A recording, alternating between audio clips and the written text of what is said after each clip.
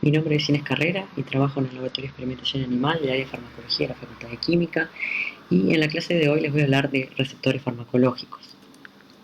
La clase se va a dividir en estos 4 bloques. Primero vamos a definir lo que se entiende por un receptor farmacológico, y a esto vamos a llegar respondiendo a la pregunta ¿cómo funcionan los fármacos? Luego vamos a hablar de los tipos de receptores farmacológicos, y esto nos va a llevar a hablar de comunicación intercelular, de vías de señalización, de cascadas intracelulares y respuestas celulares, y al final vamos a hablar sobre integración de todas estas señales.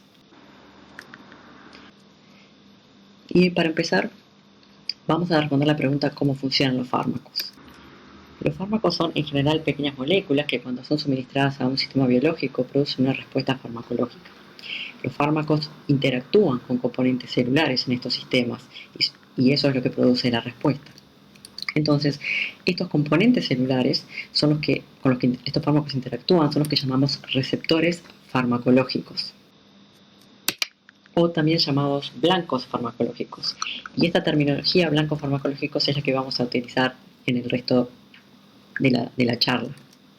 Entonces, estos fármacos interactúan con blancos farmacológicos que son componentes celulares. Y esta interacción es la que va a producir una respuesta.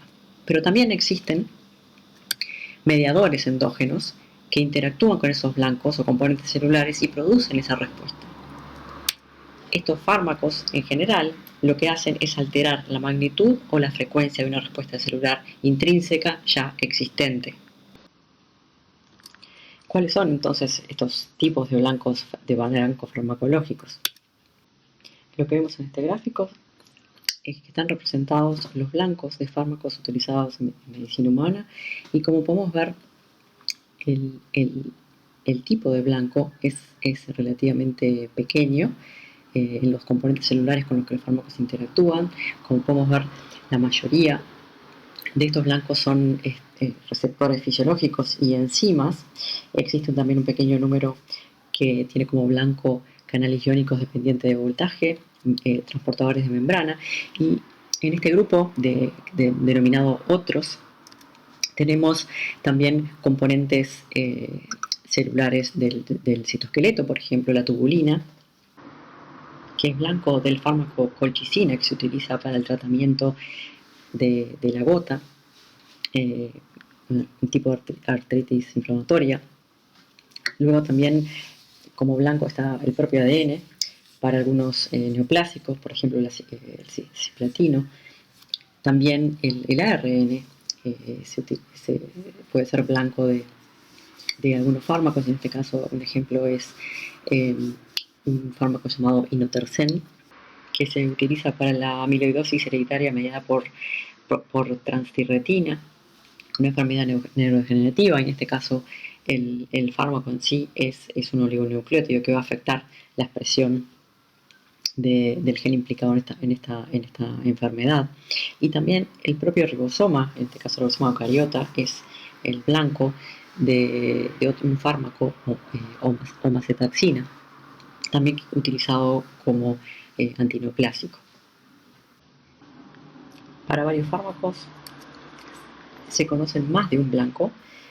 Por ejemplo, la metformina, que es un agente hipoglucemiante, se conocen al menos dos blancos vinculados al metabolismo. Una es una quinasa dependiente de AMP, y otra es la glicerol fosfato deshidrogenasa mitocondrial. Y las anfetaminas tienen al menos dos blancos conocidos. Uno es depletar el almacenamiento de dopamina en la terminal, y también ser un inhibidor de los transportadores de dopamina. Los transportadores de membrana son los encargados del transporte de iones y moléculas polares a través de la vía lipídica. Son esenciales para la función celular y para mantener los gradientes electroquímicos, no solo para las células excitables como neuronas o células musculares, sino también para el funcionamiento de todas las células. Algunos de estos transportadores que pertenecen a la superfamilia ABC hidrolizan ATP para mover moléculas en contra del gradiente. Y esto, por ejemplo, un ejemplo de esto es la bomba de sodio y potasio.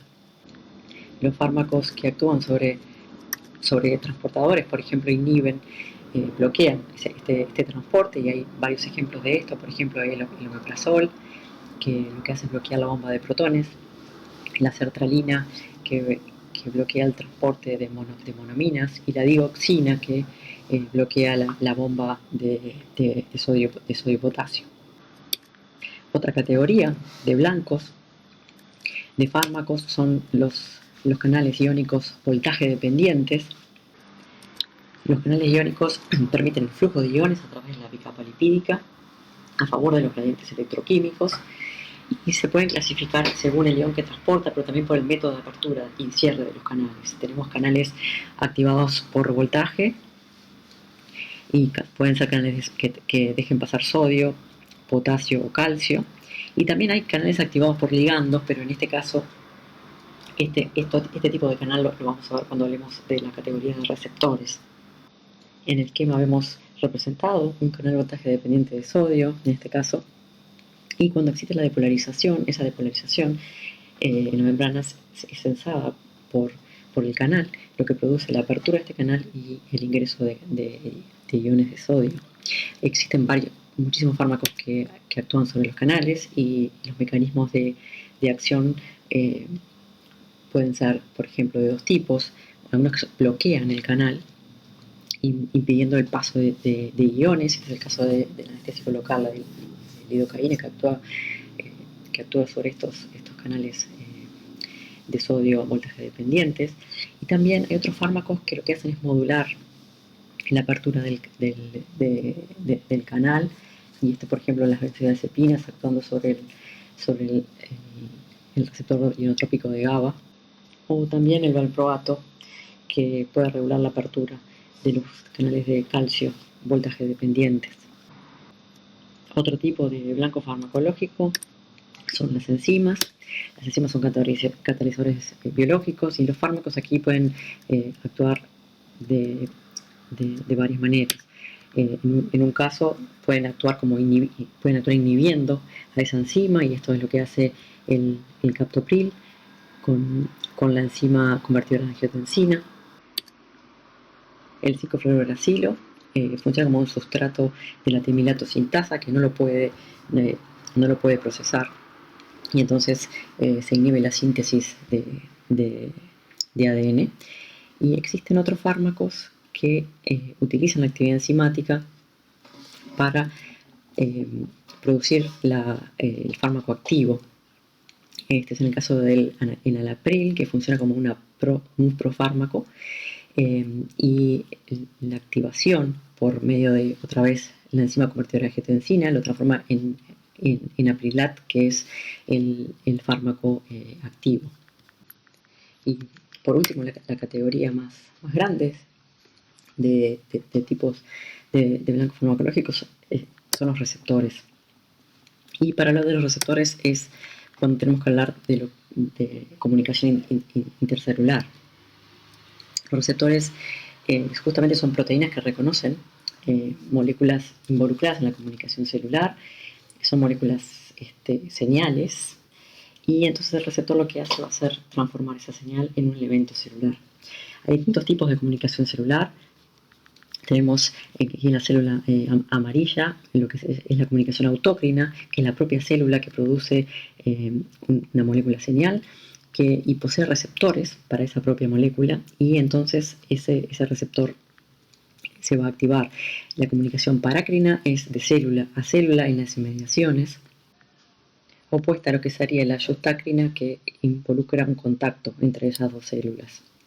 También existe la comunicación endocrina, que esto es a más largo rango, donde las glándulas endocrinas a larga distancia producen estas señales.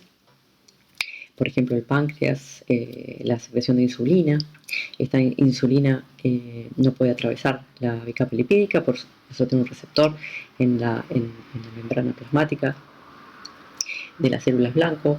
Y, por ejemplo, las hormonas reproductivas, que en este caso son de carácter lipofílico. Estas señales son capaces de atravesar la membrana lipídica y unirse a un receptor, que en este caso está en el interior de la célula.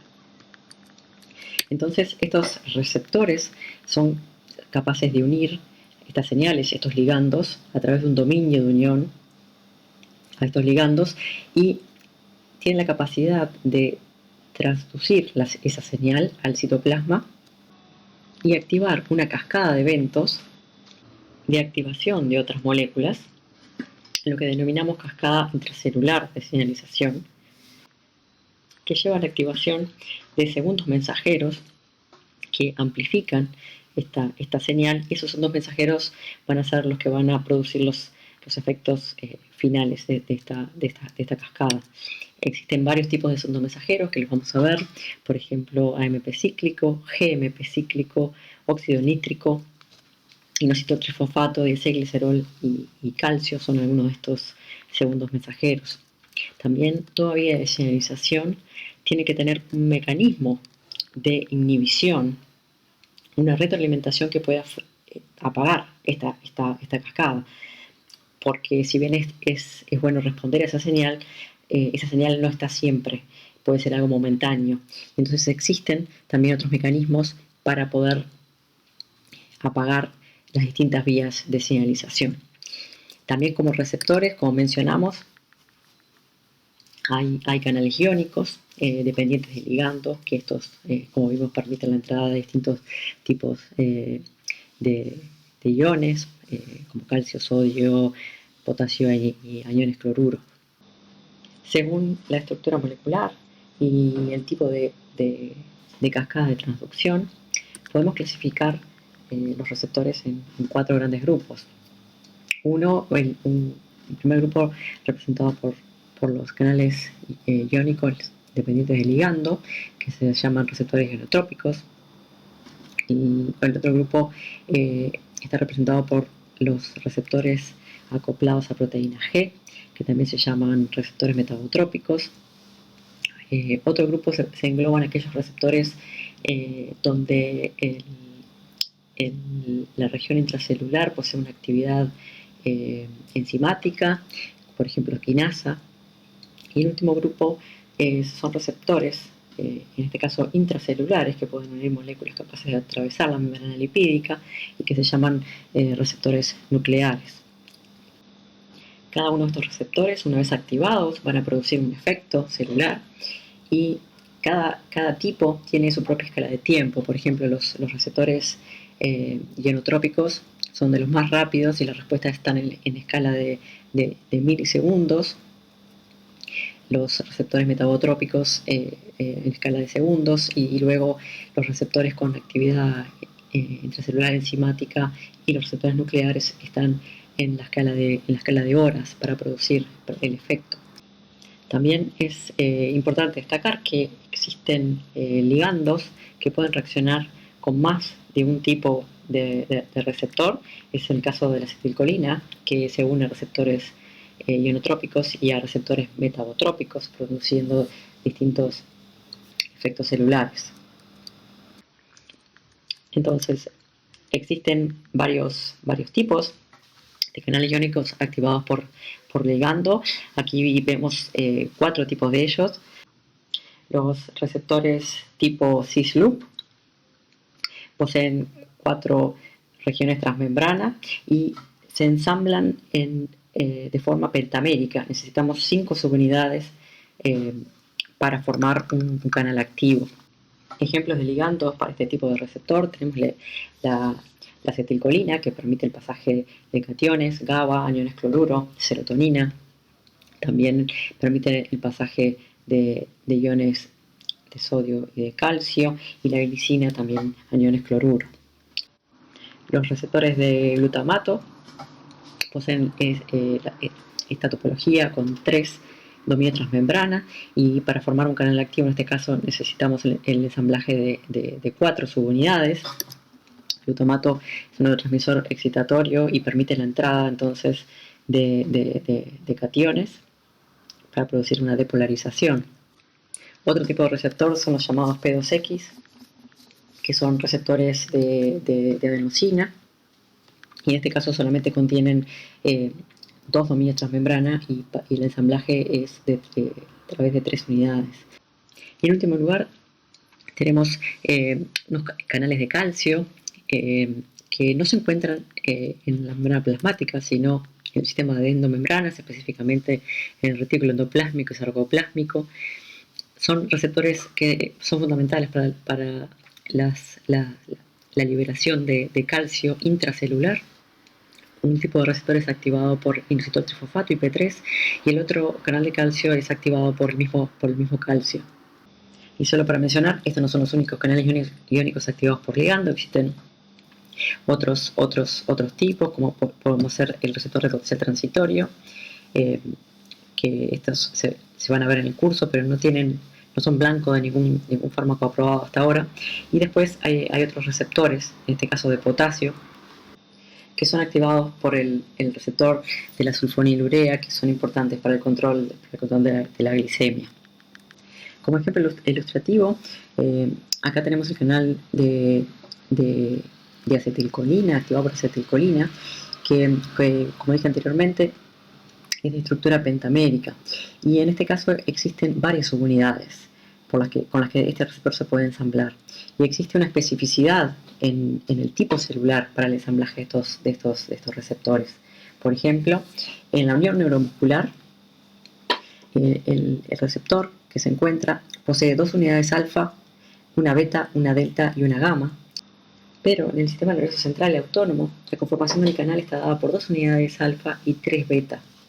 Esto desde el punto de vista farmacológico es muy interesante porque existen fármacos, por ejemplo el rocuronio, que es un antagonista de los receptores nicotínicos, pero solo se une al receptor en la unión neuromuscular y no al neuronal. Entonces, debido a la expresión de distintas subunidades en distintos tipos celulares, se alcanza una selectividad de la respuesta a este fármaco.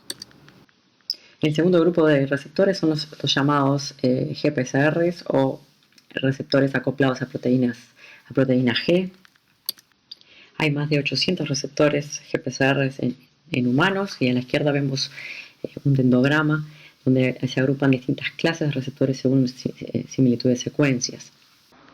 Estos receptores presentan 7 dominios transmembrana y una variedad de ligandos. O sea, estos receptores GPCR son receptores de muchos neurotransmisores, como la acetilcolina, la serotonina y el glutamato, también de eicosanoides, otros mediadores lipídicos y de muchísimos péptidos. También hay una cantidad de receptores que se denominan huérfanos, que no es porque no tengan un ligando, sino porque por ahora el ligando es desconocido. Cada ligando puede unirse a varios subtipos de receptores. Por ejemplo, la acetilcolina puede unirse a 5 tipos de receptores M. La epinefrina y norepinefrina también existen 2 tipos, alfa y beta, y a su vez cada uno de esos tipos tiene otra vez subtipos. Y en este caso, esos subtipos van a definir el tipo de respuesta celular una vez activada cada una de estas vías. Las proteínas G consisten en un trímero de una subunidad alfa, una subunidad beta y una subunidad gamma, que esta subunidad gamma está prenilada, entonces hace que el trímero quede unido a la membrana. ¿Cómo entonces se activa esta vía? Entonces miramos el segundo panel arriba, donde vemos que la unión del ligando al receptor hace que produce un cambio conformacional y hace que alfa pueda intercambiar GDP por GTP. Este intercambio por GTP hace que pierda afinidad por el dímero beta gamma. Y entonces tanto alfa como beta gamma van a ir a tanto activar o a inhibir distintos blancos. La vía se apaga porque alfa tiene una actividad intrínseca GTPasa, y entonces cuando puede hidrolizar GTP a GDP, otra vez regana la afinidad por el dímero beta gamma, y entonces volvemos al receptor en el estado de reposo. Hay varios blancos que pueden activarse o inhibirse por estas proteínas G, que son adeninatociclasas, fosfolipasas, canales iónicos, la proteína ROA y quinasas. ¿Cómo entonces está dada la especificidad de esta respuesta? Es que existen distintas familias de subunidades alfa.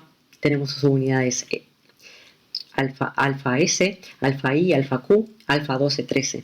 Y la identidad de alfa le da la identidad a esta proteína G. Entonces hablamos de proteína GS, G alfa I, G alfa Q y G alfa 12-13.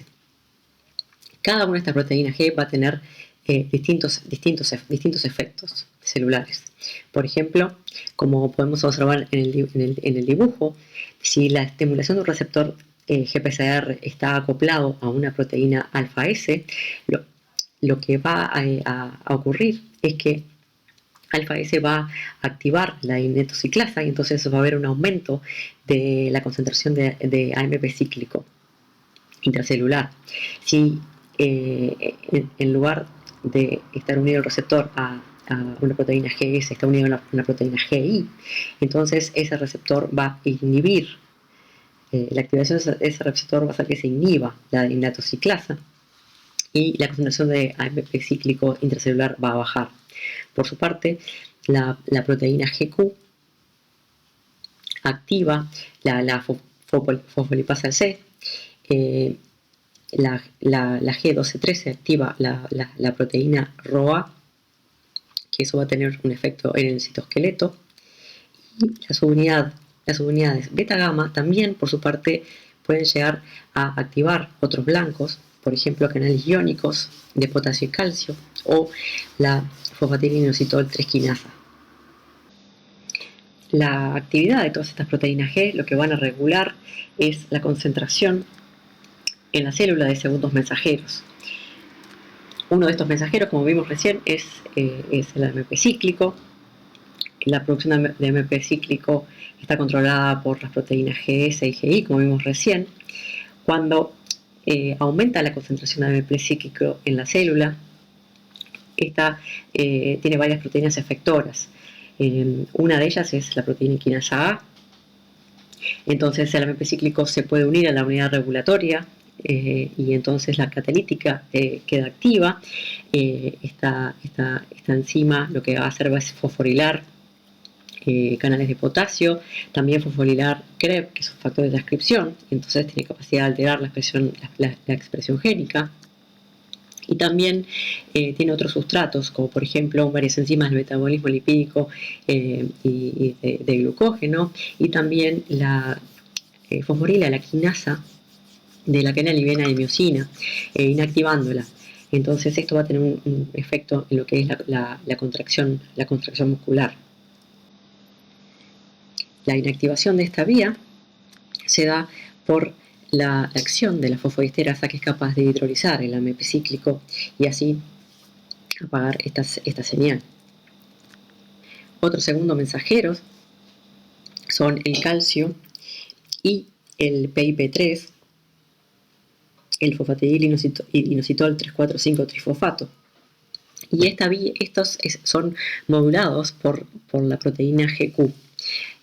Cuando se activa un receptor acoplado a proteína G, que depende de GQ, entonces lo que pasa es que se activan la fosfolipasa C, que es capaz de producir IP3, inositol 3-fosfato y desilglicerol.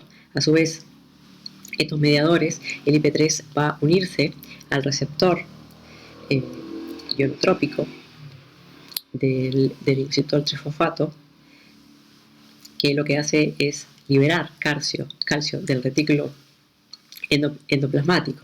Calcio de por sí es otro mediador de las respuestas y es capaz de desencadenar la unión de calcio a calmodulina, y calmodulina puede activar también varias quinasas que dependen de calmodulina y a su vez activar la quinasa de la cadena liviana de miosina, también afectando la contracción muscular. Por otro lado, las proteínas G12 y 13 son capaces de activar la proteína ROA. ROA es una proteína G que puede unir GTP, activarse, y los efectores de esta vía son todos mecanismos, o la gran mayoría mecanismos involucrados con el control del citoesqueleto. Y también se ha mostrado que esta vía puede regular la expresión génica.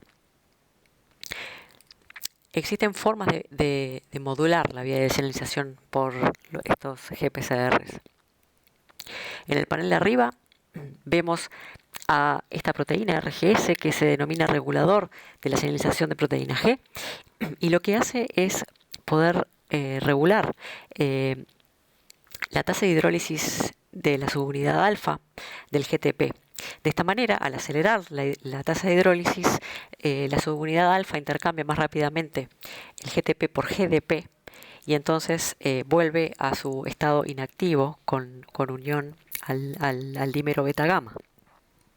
Por otro lado, en el panel de abajo vemos otros dos moduladores de la señalización, y una de ellas es una quinasa específica de GPCRs que se llama GRK. Esta quinasa puede fosforilar la cola citoplasmática del receptor de proteína G, y este fosfato en este lugar sirve de sitio de docking para otras proteínas que se llaman arrestinas. Estas arrestinas se van a unir a esa cola citoplásmica, y eso lo vamos a ver bien en la siguiente slide. Entonces, si comenzamos desde arriba, tenemos que la quinasa fosforila el receptor GPCR, recluta entonces a arrestinas. Estas proteínas entonces van a bloquear la unión del trímero de proteína G. Lo que va a pasar es que este receptor va a endocitarse a través de la formación de vesículas de clatrina, y esta internalización lo que hace es apagar la señal. Este receptor en la vesícula de endocitosis puede ser desfosforilado, y entonces puede ser una vía de reciclaje otra vez a la membrana, o una vía de degradación a través del lisosoma. Este mecanismo es importante y se da en varios casos por exposición prolongada al agonista, y entonces es una forma de apagar esa señal. Y se produce lo que se llama un fenómeno de taquifilaxia, donde las concentraciones de un fármaco ya no hacen efecto. Y esto se ve en el uso repetido, por ejemplo, de agonistas beta adrenérgicos.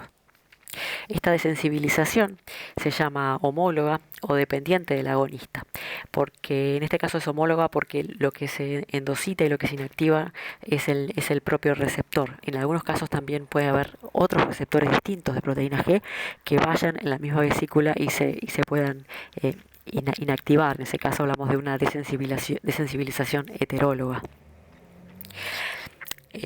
A su vez, existe algo muy interesante con estos receptores acoplados a proteína G, es que pueden señalizar incluso sin estar acoplados a proteína G. Y esto es gracias a las arrestinas. Las arrestinas pueden tomar la vía de desensibilización, como vimos anteriormente, o también, en este caso, las arrestinas pueden reclutar otras proteínas, pueden servir a su vez de docking para la proteína SRC, que es una quinasa que puede fosforilar a otra quinasa, ERK, de la familia de las MAP quinasas, y entonces activar otro tipo de efectos celulares que están involucrados en la expresión génica, en la división celular, incluso en la muerte celular programada o apoptosis. Las arrestinas pueden reclutar a su vez directamente ERK o otra quinasa denominada JAK3. Entonces, tenemos dos tipos de señalizaciones que pueden ser activadas por los receptores acoplados a proteína G. Tenemos, como vemos aquí, aquellas respuestas que vimos de activación de anilciclasas, de fosfolipasa C, de canales iónicos o de ROA. Pero por otro lado también, independientemente de las proteínas G, los GPCR pueden activar la vía de la MAP quinasa y otras vías de tirosinquinasas.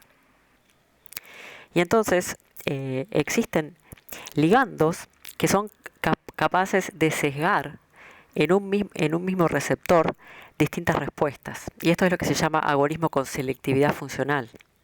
En estos receptores, en estos GPCRs, lo que sucede es que dependiendo del ligando, le va a ocasionar distintos cambios conformacionales a ese receptor, y dependiendo de esos cambios van a poder activar la vía de la proteína G de igual manera que las arrestinas, o hacer un sesgo en la activación de mayormente la vía por proteína G o de la vía Entonces, desde el punto de vista farmacológico, se podrían diseñar ligandos que actúen de manera distinta en un mismo receptor, ya sea favoreciendo a la señalización por proteína G o por la señalización por arrestinas. Y esto es un caso especial que se va a ver también más adelante de los receptores opioides que generan dos tipos de respuestas. Una buscada, que es la analgesia, pero también una depresión respiratoria. Entonces, podría haber una forma de activar solo la vía que queremos, en este caso la analgesia, que está demostrado que está dado por proteína G, y no la de depresión respiratoria, que está dada por la vía de arrestina. Sería una forma de poder lograr separar esos dos efectos en un mismo fármaco. A su vez, también decir que los distintos receptores acoplados a proteína G pueden sumar un nivel de complejidad a la señalización, porque también pueden oligomerizar y heterodimerizar con otros receptores G. Este campo realmente todavía nos espera bastantes sorpresas. Otro tipo de receptores que nos quedaban por ver son aquellos receptores que están ligados a una actividad enzimática, por ejemplo, quinasa.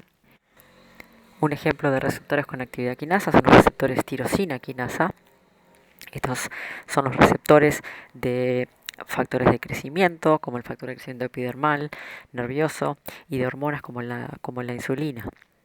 Estos receptores, con excepción del receptor de la insulina, consisten en cadenas de polipéptidos que tienen un solo pasaje transmembrana, y cuando se unen al ligando se dimerizan dos unidades, dos polipéptidos, y activan la actividad intrínseca quinasa de la cola citoplasmática.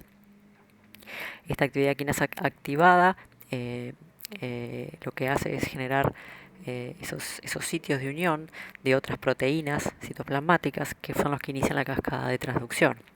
Por ejemplo, los factores de crecimiento activan la vía de la MAP quinasa, y al final la transcripción de distintos genes. También las citoquinas utilizan este tipo de receptor, y también los efectores finales, en este caso es la transcripción y la regulación génica. En el caso de la insulina y de otros factores de crecimiento también similares, una de las moléculas que se activa río abajo es mTOR, que es muy importante en lo que es la síntesis proteica. Existen otros tipos de receptores con actividad enzimática, y uno de los que quería mencionar son los receptores con actividad guanilil ciclasa. Estos receptores guanilil ciclasa pueden ser un receptor transmembrana si el ligando es un péptido, por ejemplo, el péptido natriurético atrial, que no puede entrar en la célula, pero también tenemos guanilil ciclasas que son solubles, y para ello necesitan un ligando que pueda entrar a las células, como es el caso del óxido nítrico producido por las células endoteliales. Entonces, si la célula de abajo es una célula del músculo, del músculo liso vascular, la presencia de este péptido, tanto como el de óxido nítrico, va a activar la guanil ciclasa. La guanil ciclasa va a producir GMP cíclico, es otro segundo mensajero. GMP cíclico va a activar varios efectores, por ejemplo, fosfodiesterasas y, por ejemplo, la proteína quinasa G. La proteína quinasa G lo que va a llevar es a la fosforilación y a la apertura, en este caso, de canales de potasio, lo que produce una hiperpolarización en la membrana, pero también va a fosforilar canales de calcio dependientes de voltaje, en este caso la fosforilación, la entrada de calcio.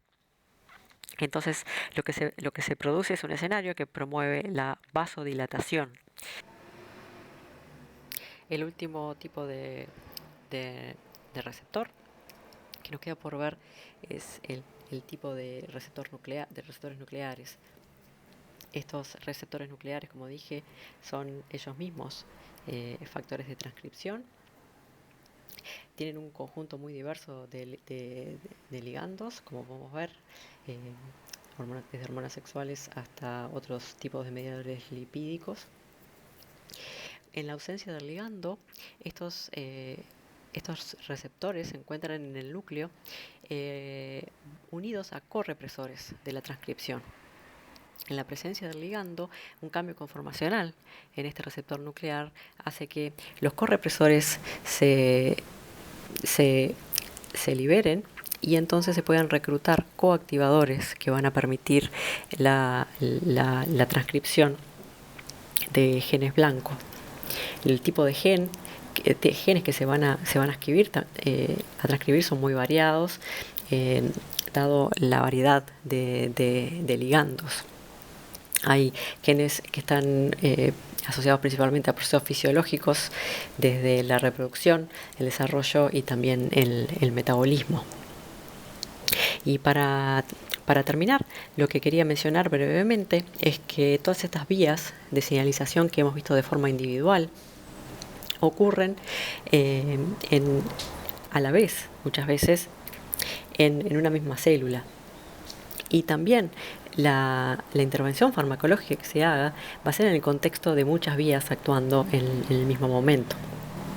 Aquí brevemente describir un ejemplo de una célula vascular, una célula del músculo liso vascular, donde hay varios tipos de celulares involucrados. Por ejemplo, ahí vemos plaquetas, las células endoteliales, y a mano derecha vemos una terminal adrenérgica.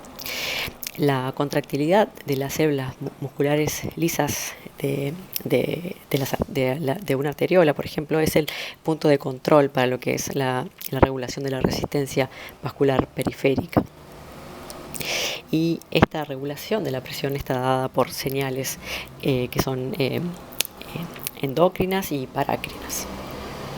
Por ejemplo, en la terminal adrenérgica que vemos ahí a la derecha, va a liberar noradrenalina, y esa noradrenalina se va a unir a receptores alfa-1 adrenérgicos. Estos receptores son receptores de proteína G que están acoplados a proteína GQ. Entonces, como vimos, La cascada de activación es la siguiente: se activa la fosfolipasa C, que puede producir IP3. IP3 se va a unir al receptor de IP3 en el retículo sarcoplásmico y entonces se va a producir la liberación de calcio. Este calcio lo que va a hacer, entre otras cosas, es unirse a calmodulina, y calmodulina va a activar la quinasa de cadena liviana de miosina, y eso va a producir la contracción. Por otro lado, tenemos la epinefrina, que se va a unir a receptores acoplados a proteína G de tipo B2. Estos receptores B2 están acoplados a proteínas GS. Estas proteínas GS van a activar, como vimos, la adeninatociclasa. La adeninatociclasa va a sintetizar AMP cíclico, lo que va a producir, entre otras cosas, la activación de pKa.